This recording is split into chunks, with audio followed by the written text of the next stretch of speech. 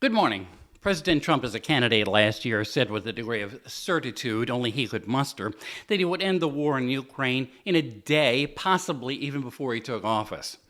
Well, yesterday, the president had a 2-hour call with Vladimir Putin, and the best he could come away with was a pledge by Putin to start working toward a memorandum that could lead to discussions about an end to the war in Ukraine. In a Truth Social post, Trump pointed out Russia's wanting to do trade with the U.S. Instead of ending the war in a single day, it was another day of Putin putting off a real end to the horrible conflict that he started with an invasion. It was bombs away again on Ukrainian civilians overnight. The president insists Putin wants an end to the war. I think something's going to happen. It's a very big egos involved, I tell you. Big egos involved. But I think something's going to happen. And if it doesn't, I'd just back away and they're going to have to keep going. Again, this was a European situation. It should have remained a European situation. Yes, if you don't put gasoline in your car, eventually something's going to happen, unless you do something else.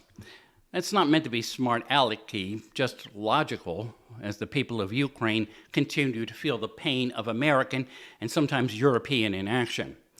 There's a vast difference on how Putin views the call with Trump, by the way, and a fearful view from Ukraine's President Zelensky, who spent time after talking with Trump sending out messages about what the American leader could do to really help his nation, including Trump's threatened harsher sanctions on Moscow.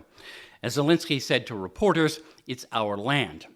President Trump brushed aside a question about when he might consider helping Ukraine militarily again, the question delivered with the assumption Russia is not really going to cooperate.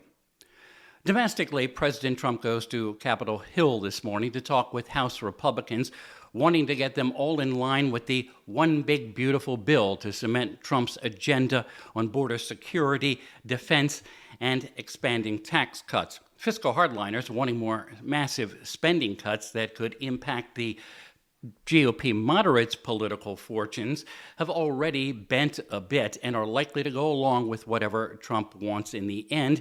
The Senate, by the way, is planning major changes to the legislation, so it's far from finished. With Ear on the White House, I'm Bob Costantini.